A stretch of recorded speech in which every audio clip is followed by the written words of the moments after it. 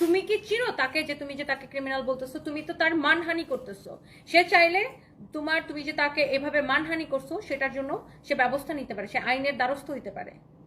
Just হিংসা। আমি একজন ভালো ভদ্রলোককে বিয়ে করে ফেলছি, শিক্ষিত লোককে বিয়ে করে ফেলছি, একজন ভালো ফ্যামিলির লোককে বিয়ে করছি, এই হিংসাটা সে নিতে পারতেছে না। সে ভাবছিল সারফরাজের ড্যাডি মারা যাওয়ার পরে সে আমার সবকিছু সে বুক করে রাখাবে, সানবির বাপ এই উসিলাই। তার প্রত্যেকটা কথার আমার কিন্তু কোনো উত্তর দিতে হয় না, আপনারা নিজে নিজেই বুঝে গেছেন। তার প্রত্যেকটা কথাই সে স্পষ্ট। সে দেখবেন আকাশ নিবিড়ের সাথে ভিডিওতে সে স্পষ্ট করে বলছে যে আমি সর্বশান্ত হয়ে গেলে সে আমাকে গ্রহণ করবে।